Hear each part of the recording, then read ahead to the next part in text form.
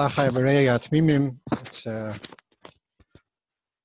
with great schus to be able to join you and Kesha to Shnas Hameo from the Starkos from the Rebbe Nishmas Eden, the Miyasid of Temchut Mimim.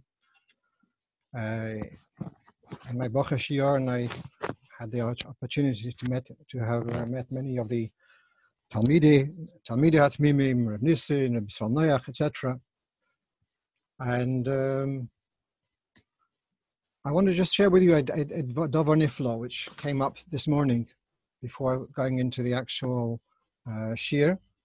And that is that this morning, Rabbi Itzinger asked me to give this shir. And fine. Then I picked up a mimer, which was published in the cover by Lahak, starting with the words Refa'eni Havaya Ve'erofe. That's a mimer from Tafshin Chof Aleph. And in the footnote, this is actually, if you don't have it, it's in Chelik Lamed of Teres Menachem. And in the first footnote, it has here Yehuyan Diba Maskel Ze, Yeshnas Tarchatz, Kuntras Lamed Vov, Vimeine Kveit Krishas Ad Mushlite Ben Nagela Maimer Ze. On this mimer from Tafshin Chof Aleph, the Rebbe had added a reference to the mimer of this Dibba HaMaschil, in Kuntras Lamed Vov. Now, actually, in Chelik Lamed, you can see, let's say, in the beginning of the volume, you have there a Tzilum Ksav Yad Kodesh of the Rebbe, where he actually refers to Kuntras Lamed Vov. Curiously, I opened up Sefer HaMamorim Kuntresim, and I found the mimer for Eini Havaya Ve'erofe, but it's actually in Kuntras Lamed Zayin. So, but the Rebbe had written to look at Kuntras Lamed Vov. Kuntras Lamed Vov is the Kuntras Lekovid Beis Nissen, and the end of Kuntras Lamed Vov has got a whole ariches about the Inmaila of a Fabrengen. And I'm just going to read, the punchline is actually the very last few words, talking about the Maila of a Chassidische Fabrengen, Huchlat Etzli. I'm not sure the Friedrich Rebbe or the Rebbe Rashab. I think it's Rebbe Rashab. Huchlat Etzli, Asher Hisvadus Achsidim Hu Mei Chatos Hamatarim. Chassidische Fabrengen is the Mei Chatos Hamatarim. It is water which is purifying. And so I've just found this to be a fascinating Hashgacha Pratis that I was led to while preparing to give a shir on Inyonim of Nikvois, the Keshet to Beis Nissen, and we have here this reference, Chassidische Fabrengen, this is the Mechatas HaMatarim. Okay, what do you have in front of you now, if you're following with my laptop, my PowerPoint? As you see, it was several years ago, I was asked to give a shir about Mikvois in Hamburg. And so just mamash as an introduction here, second slide. There we are. This is a short letter of the Rebbe Rashab, where he talks about the Verein. There was a society in Hamburg which were helping for mikvahs, and he's asking them for help to build a mikveh, I believe in Menton in France, where the Rebbe was at the time. We'll go on. The third slide, we have here how a Sicha von Tafshin Chavtes and Taf Yutis Kislev, where we have the Alter Rebbe, in Halacha Versteht Mittel Rebbe, we have a Piskedinim, Tzemach Tzedek, there's a Ribui, Rebbe Marash, there are some which lo nitpesu. And then he has Adelach Zeh, the Rebbe Rashab, Befrat Behilchus Mikvois. And then he mentions the Friedrich Rebbe from Father Besgevenossi, Shalos Chuvas Benegela Shchita. I'll just digress for a moment for that and come back to our topic. That is the conversation about a shochet who shaves. And the Friedrich Rebbe, in the late nuns, his he comes to Germany, and there's two shachtim. One is a Yekke who shaved his beard, and one is a chassid who had moved to Germany who shaved his beard. And it's a long tshuva, about 20 pages. Which shchita is preferable, and in Tov Reish Tzadik Beis, the Frierdiker Rebbe writes to the Rebbe to review his tshuva on this. So it's obviously that's what he's referring to about shchita. He means here about a shoichet with shedeboy. But coming back to our topic, we're talking here about the Rebbe Rashab, and the eine von der Sachen starke Kochzach is in the Yonim von Mikvois. Now we go on to the next slide, and this is a visiting card. Like a businessman has a card, so you can see, if you look carefully, you can see the name Schneerson, and you can, if you read carefully, you'll see, I think it says Lubavitch at the bottom, and it has the Gubernie Mogilev. Is it, sorry? I think that's what it says there. This is Rebbe Rashab's visiting card, and he jotted down here a ha'ora on Hilchas Mikvois, and we'll look through that. And I think it's quite yesodistic for this topic which we're dealing with about Be'er al Gabi Be'er. I want to just add a historical note. My Elter Zeder, his name was Reb Chaim ben Sin Raskin, and he lived in a town called Gzhatsk, and in Tofresh Ayin Dalet. So around then, or Tofresh Ayin Beis, Ayin Dalet, in those years, he has a very big problem. That they had the natural mikveh, which the mikveh they had till then was built on a mayon, which means a natural spring. And then there were modern chevre who were trying to introduce a more modern type of mikveh, and that was a megashomim mikveh. And he saw this as a major concern. So this is before 4-5 years before the Rebbe Rashab comes up with the inyan of the Be'er al Gabi Be'er. And in this village, they wanted to, the Mechadshim wanted to make a Geshomi mikveh, and he appeals to the Rebbe Rashab for support. And in the Sefer Torah Sholem, the Shailos Tshuvos of the Rebbe Rashab, you have 4 letters, I believe, to the Elter Zeder, and the Rebbe Rashab encourages him not to allow this change, and how it's making a rainwater mikveh is fraught with shilas, and he tells him to try to get support from Reb Chaim. Where is it?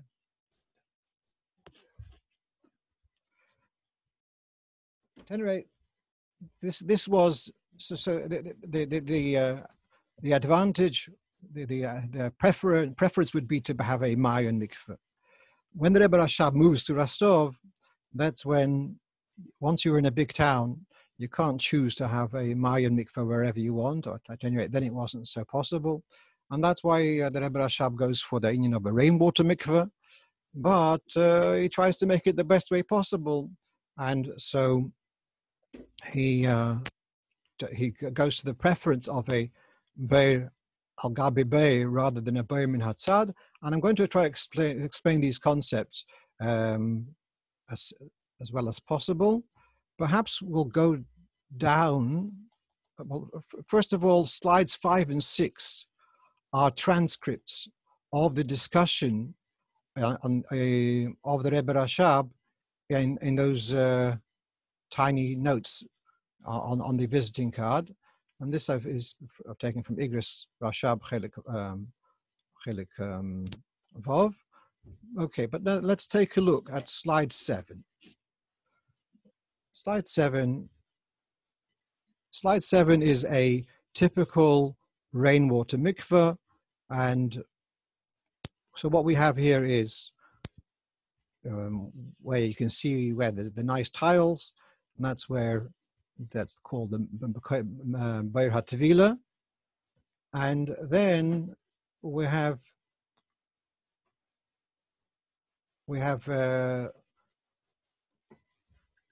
Beiris min Hatzad. If you can see, there is like on the left side of the picture, there are like two holes on the top, and there's this gray area where there's going to be a collection of rainwater. And there's two basic ways of kashering a mikveh with rainwater. And one is called zriya, and one is called hashaka. Simple hashaka is a simple idea that you've got a reservoir, you've got a tank, which is obviously built on the ground. It's not a tank which is portable, chas v'shalom, that would make it possible. You've got a tank of rainwater, and you have an opening between that tank and the tank, which is where you're toveling, which is just tap water, which is possible. Why is tap water possible? The assumption is, well, there's a concept called mayim she'uvin, water which has been drawn by a bucket, or any keli, that makes that water possible, but it can be kashered by being connected to the mei geshamim. And so we'd have a hole connecting the two beiros, the boir hatvila and where the mei geshamim is. So long as that hole is the size of what's called shveiferes hanoid, which is it's 2 fingers. Yeah, so let's say about 4 centimeters, 5 centimeters. In American, about 2 inches. So if that's the diameter of the hole between the beir of mei geshamim and the beir hatvila, that makes it kosher. Typically, that would be near the top of the beir. If you can see the way this mikveh has been built, or the picture drawn with a red line, what is important is that when the mikveh is filled with tap water, it should be filled above this line, so that the water of the beir hatvila should come into contact with the mei geshamim in the beir min hatzad. So that's one method called hashaka. The other method is called zriya. Now, you know the word zriya means to plant, and the idea is to pour tap water into a body which is mei geshamim, which is kosher water. Then it will overflow, and the water which is overflowing, that water would be considered kosher water. So theoretically, you could have a zriya, a beir hazriya could be higher up than the level of the mikveh, and you'll have it's originally filled with rainwater. Let's say it's got 40 or whatever, a few hundred liters, and the tap water pours into it, and then it overflows and it fills the mikveh. Okay, these are the two methods of generally of kashering a mikveh. One is called through a beir hazriya, and one is through hashaka. I'm just trying to see what we have over here.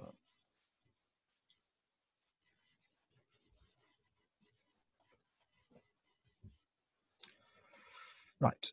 The big issue here, I don't know what's the level of yediyas which the Bochrim have. So I apologize for taking a very basic approach. Okay.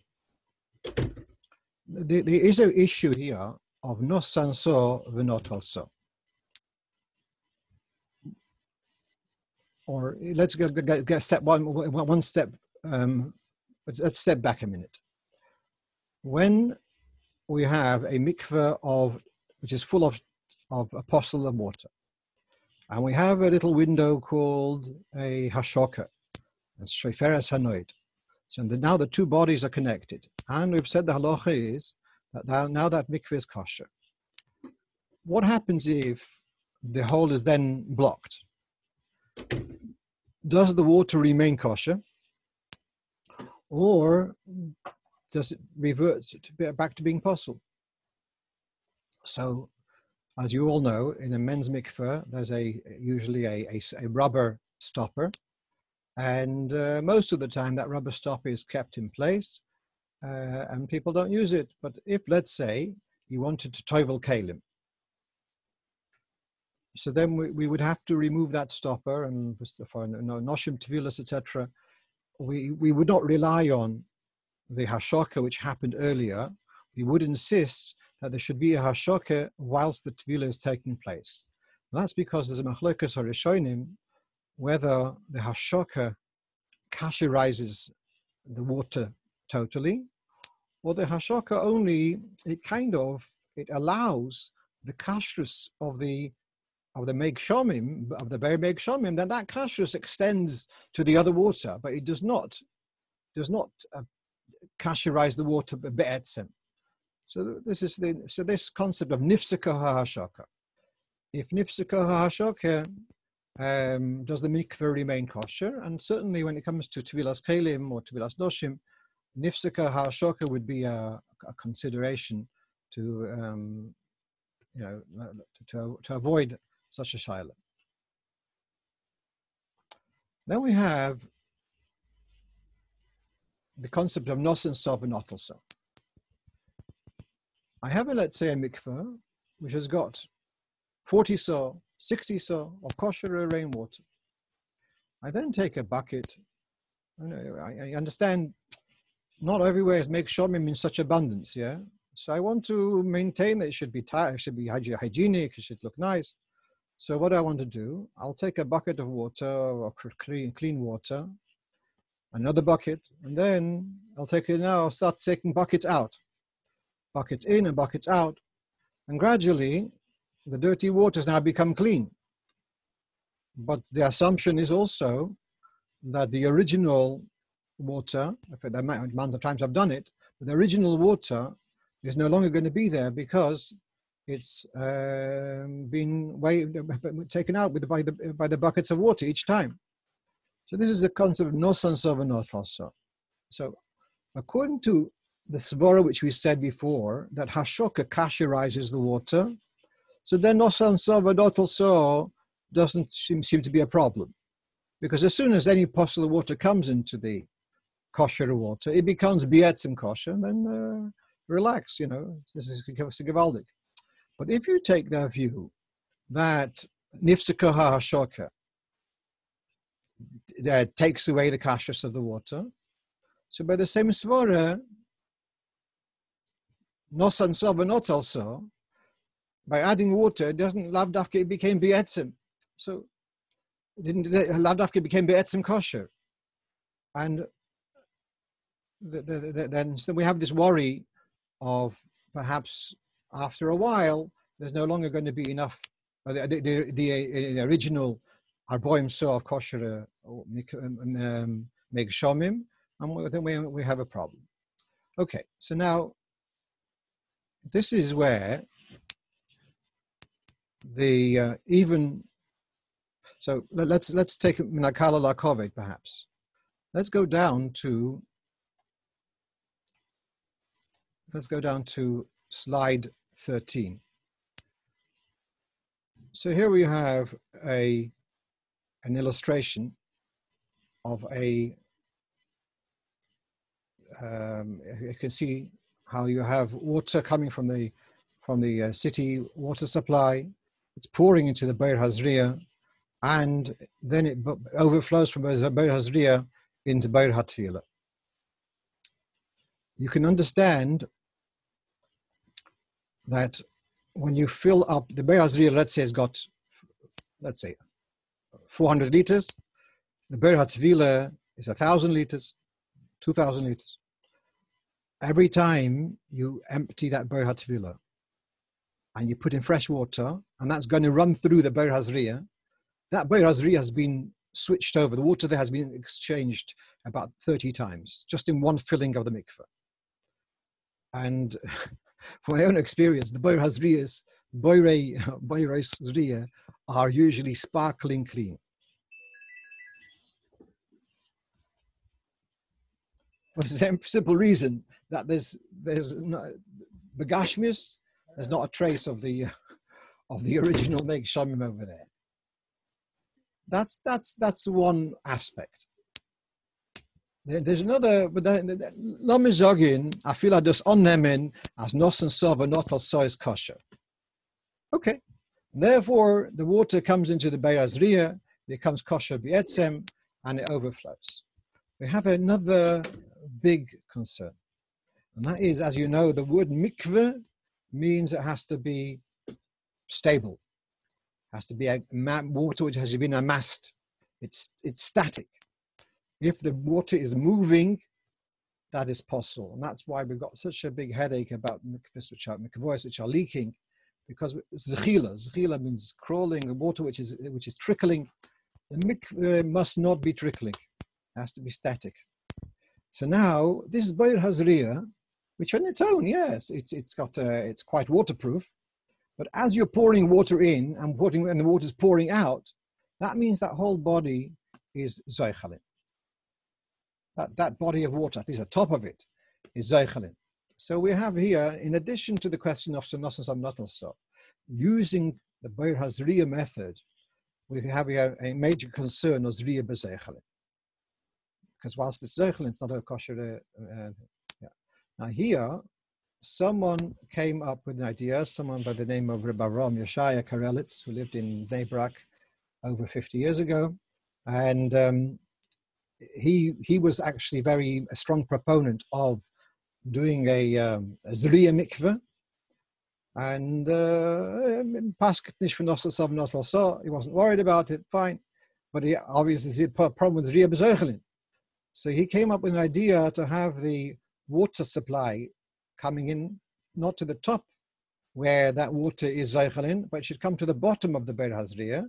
So that water, where the water is not zoichalin. Which is also, it's very, very questionable, because the poyal is that whole water body is moving b'shas meiser. So therefore it doesn't really solve the problem of zriya b'zoichalin.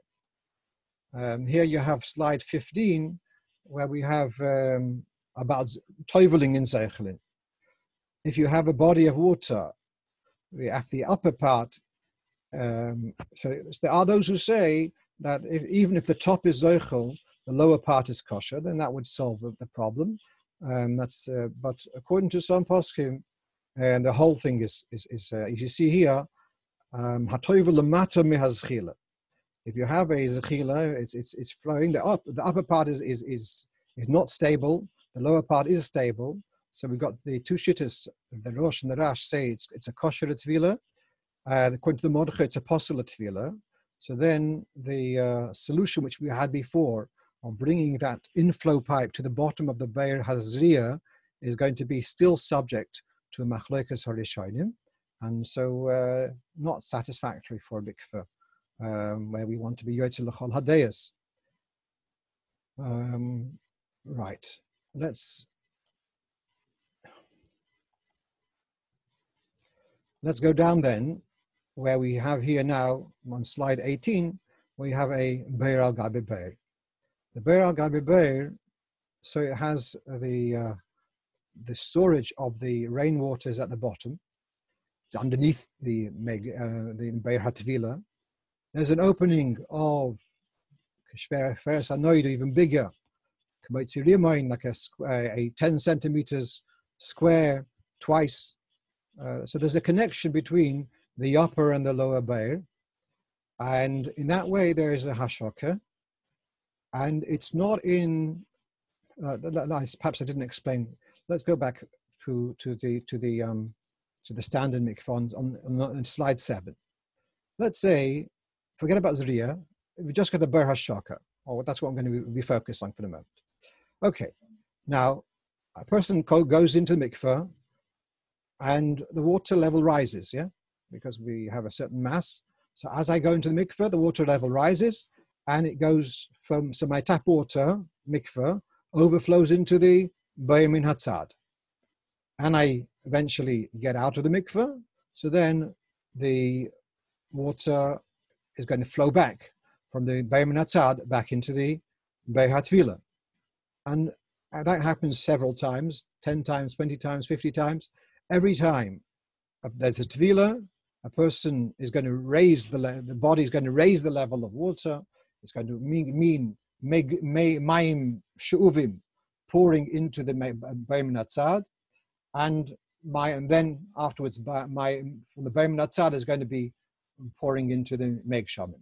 What that means is that never mind a Beir Hazriya, but even a Beir Hashoka, which is a stable body of water by the side of your mikveh, that is also fraught with the problem of nos and sovanot also, because the usage is going to cause nos and sovanot also. And again, if you hold that nifsika hashoka is kosher, and if you hold that nos and sovanot also is kosher, so it's lamahadrin. But if you're choishish, so that nifsika hashoka is taiganisht, and which is a chumrah which many poskim take.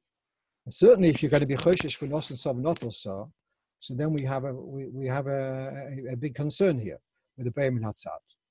Now let's go down then to the Beir al Gabe Beir, slide 18, where you have now hashoka, not from the side, but from the underneath. What that means is that when you go in, when you go out, it's not going to affect at all the amount of Meg Shomim, or it's not going to, you're not going to push any tap water into the Beir HaTachten, because the Beir HaTachten is full till the brim, and on top of it you got your Meg Shomim, and so you're all good. So that's really the genius of doing a Beir al Gabe Beir rather than Beir min Hatzad, that it allows, there should be a hashoka in a way that there should not be should be a minimal chashash of nos and sovanot also. Okay, now I don't know how much time I have, but let's take another nakuda here.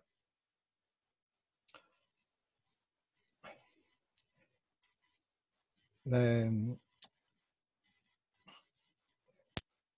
Rebbe Rashab, we know that he was the whole mikveh Beir al Gabe Beir in Rostov was in his B'chaim Chiyusa Be'al Modeim was not more than about 2 years, and during this time he was we know that he had a barometer on his desk, and he was constantly concerned: is there going to be rain? Is there going to? And there was a oitzer, which can be seen apparently today in the Chotze in Rostov. There's an oitzer. What that means is that there is a reservoir of rainwater, which means that if for some reason there's not enough rainwater, you have a side supply, and you can pull away a plug, and then, however, it's not going to the lumbus of how to do it in a kosher way. If you don't know how to do it, don't do it. But they had an oitzim in the side to be able to replenish the rainwater. Why was it important for the Rebbe Rashab to replenish the rainwater supply? So I mentioned before the concept of zriya. Zriya means, which is mentioned in the Mishnah, and zriya means that you pour possible water into a body of kosher water and it becomes kosher. Rebbe Rashab wanted that not only should this mikveh be kosher through the method called hashoka, it should also be kosher through the method of zriya. So it's all very well. There's a hashoka window which connects the upper and the lower bodies of water. That's a hashoka. But there are some apprehensions whether hashoka alone is enough to kasher. Zriya is in some ways clearer, and what we mean in a zriya, in a body which is not running anywhere, in a zriya, in a kosher body of water, so then if possible water falls into it, it will become kosher for tabling. So what the Rebbe Rashab instructed, apparently, that whenever they would empty this mikveh, not talking about the lower one, I'm talking about the Beir HaTvila, whenever that would be emptied, and it's very important that the mikveh has to be maintained in top hygiene, very, very clean. So it would mean washing the walls, it would mean, and then removing the shmutzike water, the dirty water. Now, so then, how are you going to get zriya happening? when you pour in fresh water from the city water supply, is going to go into empty pool. You'll do hashoka, that's not a problem. You won't have the mile of zriya. What the Rebbe Rashab wanted is that every time they would empty the mikveh, before refilling, to pull that plug on the yoitzer and to allow a couple of inches of kosher rainwater, and that would fill the bottom couple of inches of the Beir HaTvila. Once that is done, the plug can be put back again, and now we've got a body of mayim ksherim, and then you open the water supply of the city water supply. That water is now pouring into kosher water. So there would be a zriya as you'd start refilling. So again, so the seder of maintaining this mikveh, every time you clean it, you empty it out, you make it clean, allow a couple of inches of meg shomim, of kosher meg shomim, above the floor. So that's besides the meg shomim in the bottom, there's now a bit of meg shomim above the floor. Then once that is in place, then you can open the tap and allow city water to pour in, and that's going to fall into the meg shomim, and it will be zriya. So that mikveh will have the milo of zriya as well as the milo of hashak. And that is my understanding why the Rebbe Rashab was so concerned that there should be continually a supply of rainwater in the yoitzer, so that you should be able to, every time when you refill the mikveh, and the Rebbe Rashab was very concerned that it should be hygienic for Pasha to be, so shouldn't turn off people from using mikveh, and so that was his cheshbon. Now, our Rebbe came up with an alternative idea to this, and that is bearing in mind that having a supply of rainwater to be able to replenish every time and to do this whole shtick which I just described, possibly is not always, the supply of rainwater may not be so adequate, and also it's perhaps a bit more maintenance heavy. It's high maintenance, and if you don't know what you're doing, this whole business about pulling the plug, and you have to know what you're doing, because you don't want to have a habiyosei ayudei shalei ayudei tara. It's quite a complicated aspect of mikveh. So the Rebbe came up with a different idea, and the Rebbe says to make that the mei ha'ir, the posel of water, if that can be directed, that it should fall directly into the aperture, into the window, which between the upper and the lower beiris. In this way, that as the water lands, it's going to be becoming a zriya. So that's the first couple of inches, and then it continues pouring in, and so that's the Rebbe's alternative to the Rebbe Rashab's way of having a continual supply of rainwater. The Rebbe's idea was that you can use the Beir HaTachtun as your supply of rainwater, and you have your Meir falling directly into it. I know some people, some Rabbonim have been quite concerned about that, but because if so, we are undermining the union of Nos and Sov and not also, because you're pouring posel water into the thing. The kasha is an interessant kasha. What's also what becomes also an issue with if this method is used, if we have a mikveh which is made with a filter, and so the way it works is that the filter is pumping water out and pouring water back in. So that filter is making the water zeichelin. And so we have here a problem that if you want to say you want to do zriya in the most kosher way, but if it's zriya b'zeichelin, so to do this method with a filter, we are missing out on the hidur of zriya b'zeichelin. Those who have filters are obviously making the decision that the importance of having a filter, the people are using their mikveh, and they don't want to chas v'shalom turn off someone. So that is a greater hidur than the concern of zriya b'zoichalin, which you can find certain ways around it, etc. Let's perhaps, how are we doing for time? Okay, let's go through the. Let's look at point slide number 8. Mikveh sheyesh. This is a quote from Shulchan Aruch. Mikveh sheyesh be'arboim so amayin kol shehu. Yochel lishoiv kol ma sheyutze litin latoicha v'hem ksherim. You can.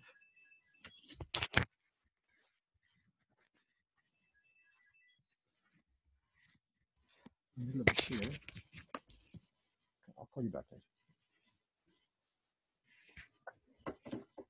So,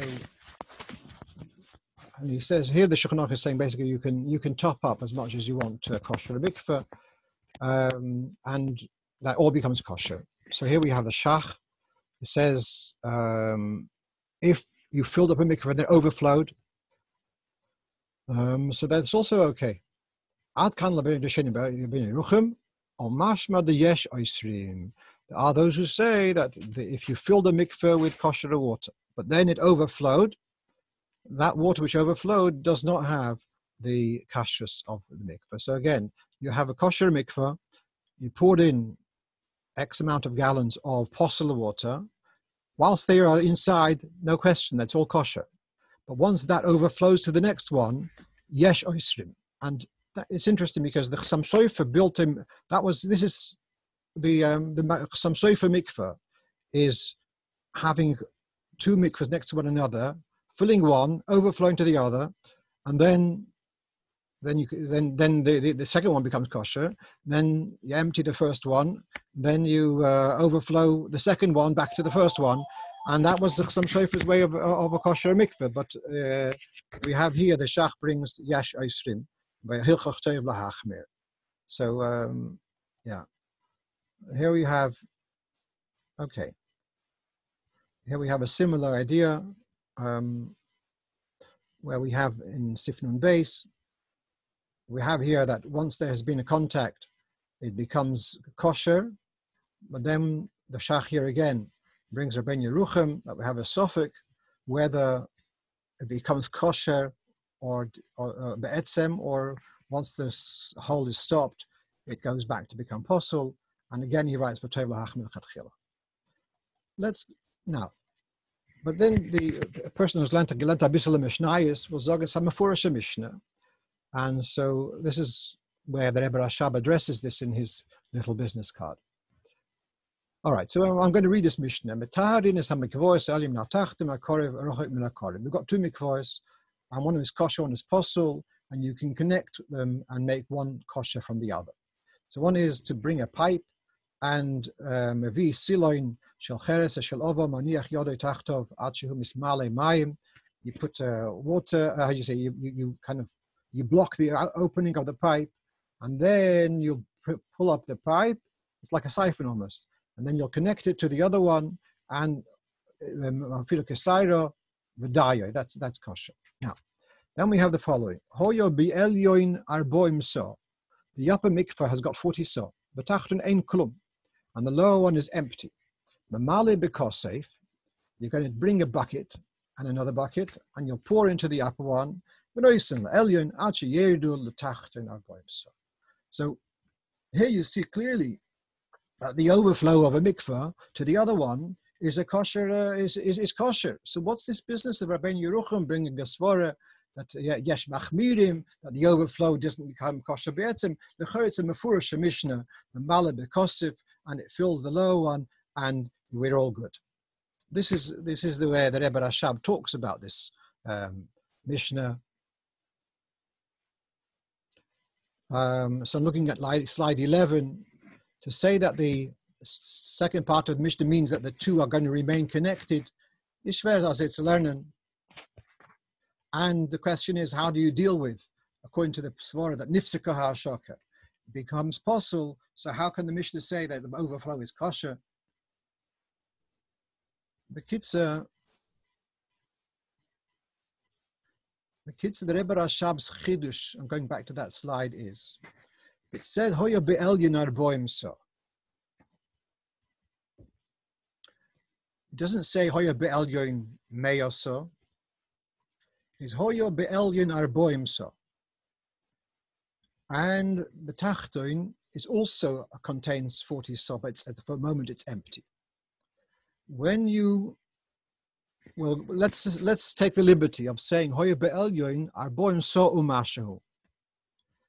You now pour possible water into the elyon, and now it overflows to the point that now there's arboim so in the lower one and arboim so in the upper one.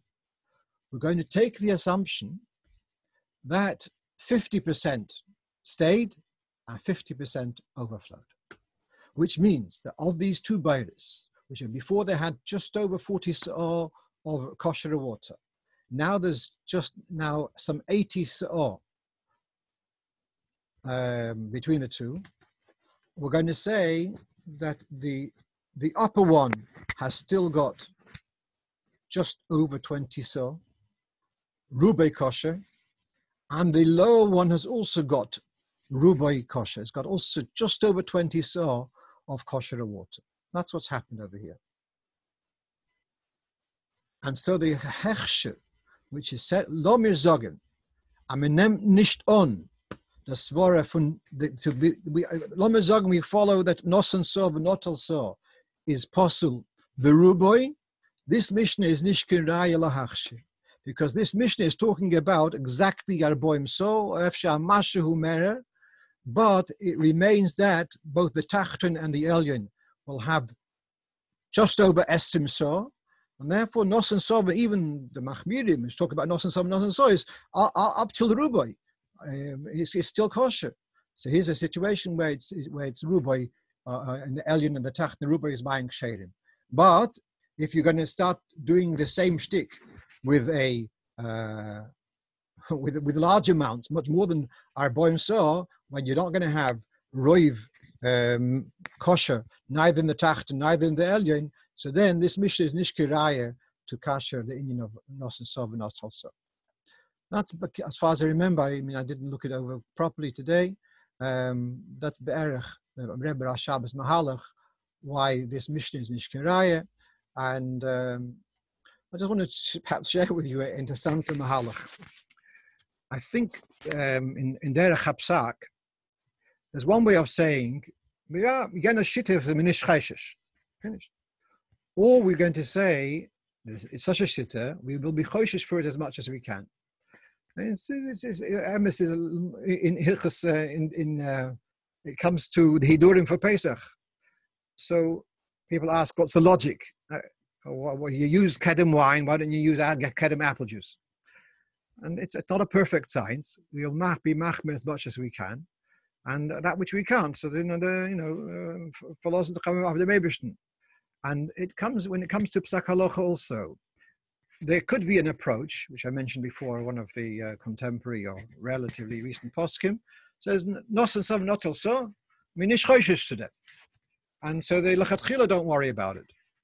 And then you've got the Chassidish approach, where you say, listen, you have takakashis, but there is such a shit, the shittas arrived, nos and sov not also is nish beseder. Although Taki is a das yochid, kaponim, the Rambam also holds nos and sov not also is possible, but he's a psul derabanan. At any rate, there's a whole body there of Rishonim who are concerned about nos and sov and not also, and of nifsika ha'ashaka, and therefore, if we can accommodate and to be machmir like that shitta, we're going to do so. And that's, I believe, the background to the Chassidish shitta of trying to be careful. Yotzei dem shitta, al tzad ha'yoseh tov, da mafsik sein, and wish you all a guten chodesh. Nicht vergessen the Nossi. Nicht vergessen, Nossi durch euch, und Nossi soll uns nicht vergessen. Und wish you all a kosher and freilich and Pesach.